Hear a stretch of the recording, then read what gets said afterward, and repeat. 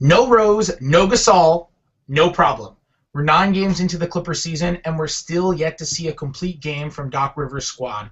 It's ClipperBlog Live. Fred Katz here to talk about the Clippers' home loss to a short-handed Bull squad, dropping to the Clips to 5-4 on the season. They had a 14-point lead at one point. Then the defense wore out. The offense went stagnant. Steve Ballmer's head exploded like a Mentos dropped in a bottle of Coke, and the Clippers dropped the game 105-89. Joining me tonight from L.A., making his return to the show, first time in a couple of weeks, it feels like, Patrick James. The Bulls finished that game on a 105-89 run. It's true. The Clippers were up 14. They finished. There was some run that they ended with. There was a 28-point swing. That was a bad swing. As far as swings go, that was not one of the good ones. That's not a playground swing. That's No. that's like a Tommy Lee and Pamela Anderson swing. That's a scary swing. Good timely reference. My jokes are very topical. Okay, well, why don't we move on to something actually topical? Clippers looked good for the first 20 minutes of game time, and then fell off, whatever it was, 22 minutes, and then they just kind of fell off halfway through the first quarter. They kind of imploded down the stretch of the first half, and Jamal Crawford had that bad turnover and compounding it with that foul, and all of a sudden they're only up 2 at the half, and then they just get blown out in the second half. I mean, what was the worst part? I mean, what really hurt them tonight? What was the worst part? There were a lot of times when the Clippers seemed to double team away from the rim. And I know that's part of this kind of like their strong side defense. They do. I know this is part of like what they do, but there were just a lot of times where a Bull would be under the hoop waiting to catch the ball, or they would be collapsing on D, and there are 2 shooters at the 3-point line. So it's like, yeah, you're forcing Noah out, but he's going to kick it out to one of the open perimeter shooters. And it seems like the Clippers are doing like half of what they're supposed to in this defensive system. But you asked what the worst part is. So while these little breakdowns are happening that result in easy buckets for the Bulls, while that's happening, the Clippers' offense looks terrible. And I know the Bulls are a very good defensive team. But I mean, this offense looks bad with a few exceptions here or there against everyone they play. They're playing a shorthanded team tonight, and the Clippers are the ones who look shorthanded. That's what's concerning, I think. Yeah, we talked about it before we went on the show. They're down to 13th in points per possession right now as a team. They were number 1 in the league there last year. The defense is down to 23rd in points allowed per possession. They were top 10 there last year. They say in order to be a championship contender, you probably should be top 10 in both of those categories, at least top 10 in defense. Since, I think, 1974, the only 2 teams not to be top 10 in defense and to win the championship are the 95 Houston Rockets and the 2001 Lakers, and both those teams were repeat teams who notoriously coasted through the regular season and then turned it on in the playoffs. And the Clippers are not that category. The defense is falling off. The offense the ball movement's gone, right? Yeah, it's in Oakland. It's going to be. It's like gentrifying Lake Merritt. I don't know. It's up there. It's rough. They're having. We're not seeing anything. I mean, I think before the show you were asking about Blake Griffin, and I don't want to step on the topic if that's going to come up later, but he started off the game making shots because he was getting open looks, and it looked great. But the thing is, all of the action that was working for him was still kind of primary action. He's like popping and shooting 16-foot jump shots. Or he's catching the ball on the post and trying to back somebody down. Those are really easy things for a defense to deal with. If all he's going to do is either catch and shoot from 17 feet or back down against a defender that's already on him, that's something that a defense as savvy as Chicago is going to be able to react to. And that kind of is emblematic of the whole thing that's going on with the Clippers defense. It's like they have one kind of, the Clippers offense. They have one kind of goal for a set, let's say, and if that doesn't happen, they don't have any secondary action that kind of bails them out, or they're not reacting and moving. They're just kind of like run a pick and pop. Blake gets it from 17 feet. Either he shoots or he doesn't, or have Blake post up on the block. Maybe he makes it, or maybe they don't get anything out of that possession, and like that can wear you down as on offense. Whoever said gentrification was a bad thing, right? Well, they miss Alvin Gentry. Alvin Gentry. The offense is. I know I always say that it's really hard to say exactly what assistants are doing, but I think we've seen enough that we can say that at least for now, it might be fixable down the line, but they really miss Alvin Gentry.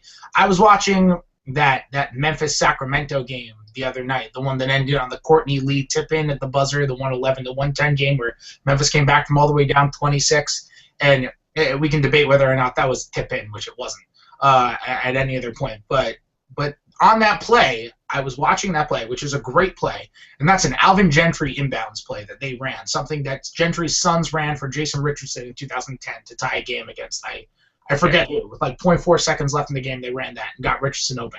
And on that play, the Memphis ran the screen where they kind of Gasol looped around each other, and that's how Jason Thompson got lost and Lee got free for the open basket. And I was just thinking, the Clippers ran that all the time last year. Remember Andrew Hahn used to call it floppy merry-go-round, when Dudley and Redick would twirl around each other, kind of they'd screen each other's guys almost under the basket, and then they each fly out off pin downs, off of down screens, and they come out and they each have shots. Dudley would be open in the corner, often Redick on the wing, and there'd be two options there. Clippers don't run that stuff this year. And I think worth noting about that is I know Jared Dudley had a supremely disappointing year last year, but for most of the year he was still in like the top 3 of mid-range jump shooters by percentage of people who were shooting a significant volume in the entire league. He was shooting like 49% or something on like 18-foot jump shots. And the thing is, if he was catching and shooting an open mid-range jump shot, he was probably going to make it, and the Clippers don't have any threat like that. So not only do they not have the threat in they have Redick, of course, but they're not playing Redick and Crawford and having them play like that. They're not running that set with those two guys. When Crawford's in, he's getting the ball, and he's handling the ball from from 20 feet out and trying to create. They're not using those two as kind of complementary pairs that they can kind of generate an open shot on every possession. I mean, that's the thing that last year's Clippers did so well, is that they were able to get open looks out of things. Redick, as far as I've seen, he's had good games and bad games, but yeah, he's missed open shots, but he's also taken a lot of contested shots. And it's because there's no other guy running who might be able to be, catching the pass out of that same play. Whereas last year, there were any number of, once that first pass is made, it could lead to 2 other things. And this year, it's really predictable. It seems really easy for opposing defenses to kind of figure out what the Clippers are doing and lock in. There's no gravity. No gravity is basically what it is. There's no one to pull defenders out to the perimeter for the most part because their wings for the most part aren't shooting as well as you would like them to. Let's talk Blake Griffin a little bit, because Griffin tonight had a really good first quarter. You mentioned earlier he made his first 3 jumpers out of the gate and shooting well. And the Bulls obviously have just an amazing defense, and a defense that played particularly well tonight. I mean, tonight was a really, really, really good defensive game from Chicago. And being without Rose and Gasol, as good as those two are at this stage of Gasol's career, and considering who Rose is, they weren't missing defenders there. Right. First and foremost, that's not what those two. They're the Bulls' great defenders were on the floor tonight. For sure. You still got Noah. You still got Gibson. You still got Butler. You still got. Yeah. Well, tonight Blake had 12 in the first quarter. He had 7 after that. Now he missed some free throws, but the Bulls seemed to totally stifle him. Was tonight's performance? Was there something that Blake could have done after the first quarter, where he could have done better, or does he just have to tip his cap to the Bulls and say that was just phenomenal defensive game? Well, one of the things that I saw was a lot of the pick and rolls that the Clippers were running, but the 1-4, with Paul and Griffin, were way out by the 3-point line where the pick is being set. And that's fine if it's in motion and you're moving, but it's when it's that kind of slow to develop pick and roll. It ends up just and Griffin is just popping out of it. He's not even really rolling. It just makes it easier for an already good team to defend you if you're just going to pop. And, if you're not going to roll hard to the hoop out of the pick and roll. That's something I'd like to see more of. I'd like to see the shot, the 17-foot jump shot from the elbow be an option, but not the primary thing that Griffin is looking for. He definitely got met with some really good defenders, and he really struggled to score inside in the post. He was pretty much neutralized. But again, I think let's say if there were more gravity pulling defenders out to the 3-point line, or even just any more secondary action happening away from the ball, Griffin could be a lot more effective. There were a couple times in the fourth quarter where it looked like things were going. He had that nice little lob to DeAndre, and he had a nice little kind of his little 4-foot hook in the paint that looked good. You're seeing here's what happens when we're moving. But the Clippers were just so stagnant. Griffin can't shoot over these defenders. Yeah. No one really can. And the problem is, there was a play. The ball's kind of dying in Blake's hands. It almost looks like what they say about Robert Griffin III when he locks into one receiver.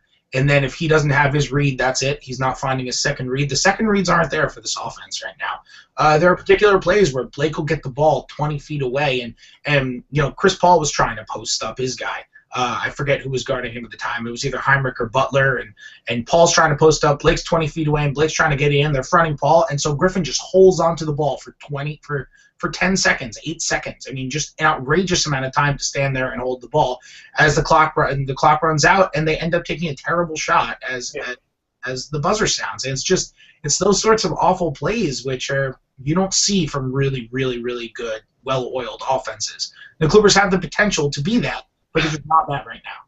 It's funny. What that reminded me of is the Warriors last year.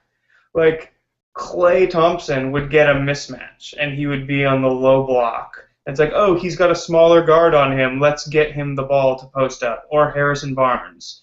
And so the Warriors would spend 9 seconds, 10 seconds trying to get the ball to him, and you're just telegraphing what you're trying to do. So by the time he actually gets the ball, he doesn't even have time to work, and he ends up shooting a 12-foot fadeaway. And it's not you're not really exploiting a mismatch if you tell the other team exactly what you're doing, and they can use everything at their disposal to kind of make it a bumpy road. So let's talk about closing, because the Clippers kind of cut it close, and then they didn't. Or they came close to cutting it close, we'll call it. And it all went away, and they lost by 16 because they couldn't stop anyone down the stretch. A lot of that had to do with the help defense. Jamal Crawford is not necessarily your best defensive option out there, and he's playing crunch time. I know when you're down big numbers, you kind of have to go offensive lineups, or at least that's what conventional wisdom says. But if you're not stopping anybody, the offense doesn't really matter. Is there a better option for the Clippers out there? Because we talk about how there's a problem with the wings, but then if you put Crawford out there, there's a problem with Crawford. Is this just kind of something that insists upon himself? Is there any way to fix it? Look, there were 2 plays in the first half with Crawford. I know we're talking about closing lineups, but there were 2 plays in the first half where the offense kind of broke down and Jamal Crawford shot a contested fadeaway that miraculously went in, and he got an and one on it. It was that kind of night for him. He was just shooting like crazy, and I think he shot pretty efficiently. I think he was like 10 for 15. He had a good shooting night. 10 for 17. 10 for 17. So the problem with that is like it kind of rewards bad behavior. They weren't doing anything good to get those looks. He wasn't, yes, like he made some great moves, and that's great individually. But the Clippers are in this weird position all too often this year where they need these spectacular plays from Jamal Crawford in order to kind of keep a lead or make a comeback. And so here they are in the fourth quarter of this game. They need to keep Crawford on the floor because he's the only guy that can score, seemingly. But that the kind of it's kind of this vicious cycle of like, well, bad shot gets you point when you need it, so you have to keep this guy on the floor. Meanwhile, it's kind of leading to the same problems that it's his presence is kind of causing the need in the first place because he can't guard Butler. That's not going to work. So it's a tricky thing because on the one hand they do need those shots because the offense is so stagnant that he's going to be the only one that can create. On the other hand, if a fadeaway with no motion off the ball is the best thing you can get out of a possession, then it kind of doesn't matter what else you're going to do. Let's move on to some viewer questions. We got a couple good ones tonight. From always my favorite username on every show, Chinese League Superstar Mullins. Bob Vulgaris was tweeting about how elite CP3 might be done. He certainly doesn't seem like the player he was even 2 years ago. You put any credence into this idea? And if so, is that the Clippers' biggest worry? Bob Vulgaris is obviously a great basketball mind and someone that any basketball fan should really be following on Twitter. I'm going to read, I believe, the tweet that Chinese superstar Mullins is referring to because I don't want to mince his own words. But I believe it's the tweet from about a half an hour ago, which is whoever tweeted the comparison between CP3 and Drew Brees. It's sad, but I think it's possible. Elite CP3 may be gone. He was tweeting earlier about how JJ, Crawford, and CP3 lineups can't be very good defensively, which is something that I'm sure we both agree with. Now, if that's not the tweet, then please write in the comment section that it's not it. But Patrick, what I mean, CP3 has a habit of pacing himself. I'm not necessarily. He obviously doesn't look as good. Yeah, I agree with that. The sad thing is he's still the best defender in that group. Oh yeah, easily.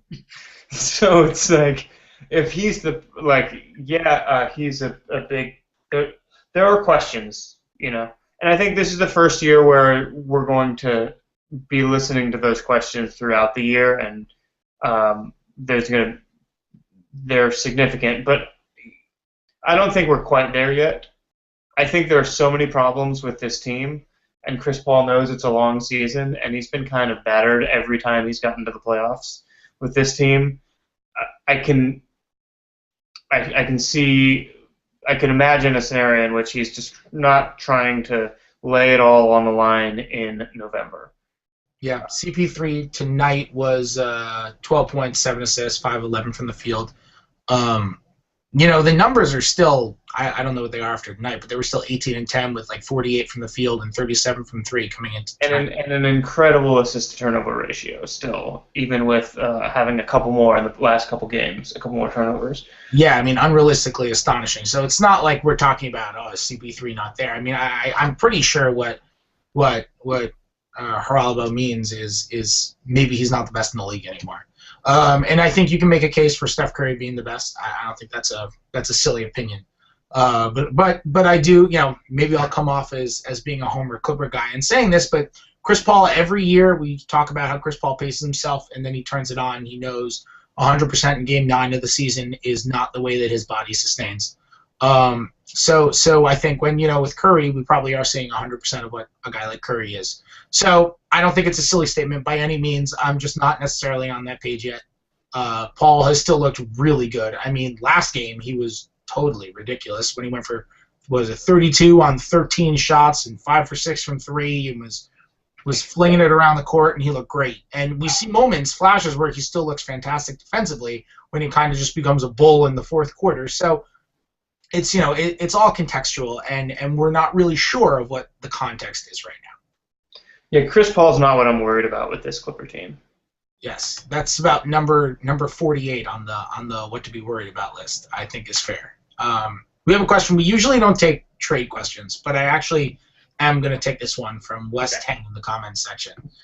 A lot of people talk about, we keep hearing they need to trade for a small forward, and people mention Jamal Crawford's name as a movable asset because he comes off the bench and makes about a little more than $5 million a year, and is partially guaranteed only for next year. And people talk about the young guys because young guys in rookie contracts are always movable contracts.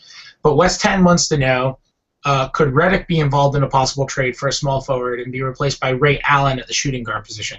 Obviously, we're not reporters, and this is not an inside information question, but with your opinion on that, is that something that you would consider to be, just as your basketball knowledge, a legitimate thing, or do you think Crawford or a young guy would be more likely? Well, from the Clippers' perspective, I could entertain an argument that Redick would make more sense as a trade piece. He's paid more money for more years, so I could see why the Clippers would like the idea of having more freedom under the cap. Crawford, I believe, is a team option next year, or he's only partially guaranteed. Yeah, Crawford is partially. He's guaranteed $2 million or something. So that's not the option thing. It's the partial guarantee. So yeah, I mean that could give the Clippers more flexibility, and because Redick is paid more, it's reasonable to believe he could maybe bring you back a better individual player. Whereas Crawford makes a little bit less than Redick, so maybe to bring back someone who matters as a small forward, the Clippers would have to give up Crawford and some of their trade exceptions, or one of their either Bullock or Wilcox. So, some guy who's on a small deal. Again, I'm not suggesting that any of these people are being traded. Just that you'd have to combine things with Crawford in all likelihood if you want to bring back an impact small forward, whereas there's a slightly greater chance of bringing back an impact small forward with Redick, I guess. And if you were to do that, you could bring back, why not try what Ray Allen on a one-year deal, because it would, if he were to agree to a veteran minimum deal for a part of a year, that wouldn't have a very big impact on the cap. Although I'm not the cap expert of ClipperBlog. Sure, that's something that's a thing, I guess, you could think about. But again, I haven't heard anything to suggest that that's on the table. Anton Jameson and Byron Mullins, still relevant, still affecting our lives, got those trade exceptions. They're always alive in our hearts. Those are big. Those are $800,000 trade exceptions. Those can get you. They're under $1 million each, for sure. Okay. They're certainly under $1 million each. Yeah. I don't know the exact numbers off the top of my head, but they add up to less than $2 million for sure. Yeah. Before we go, the Clippers, of their first 9 games, 7 of them were at home. They were so good at home last year. They dominated their home floor. They're 5-4 right now overall, with only 2 road games out of their first 9. They go on a 7-game road trip now. A lot of East Coast teams, which means travel, but it also means a lot of teams that should be beatable. Where are you on the worry scale right now? The scale has broken. And no, the scale's not broken, but I'm pretty worried. The Clippers played some shorthanded teams in Oklahoma City without Westbrook for most of the game, and without Durant, among others. The Bulls without Noah and Gasol, and the Thunder game was way closer than it should have been, and this game, was a disaster. So I don't think there's been a lot that's been encouraging so far.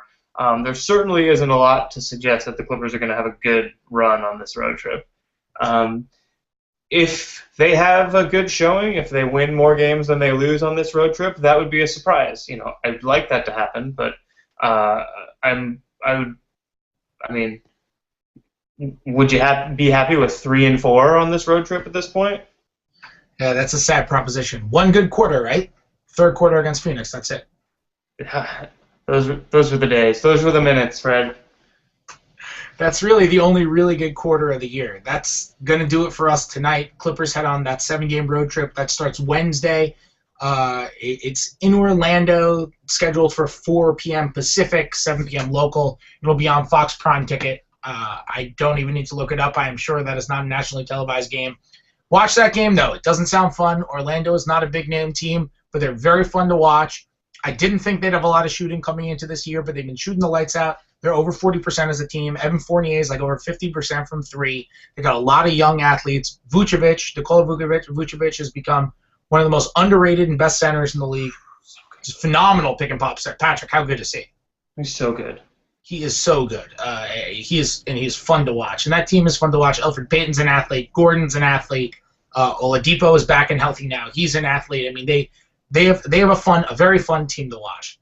So I highly recommend tuning into that game. It'll be a fun one. For Patrick James, I'm Fred Katz, and we'll see you after the game Wednesday.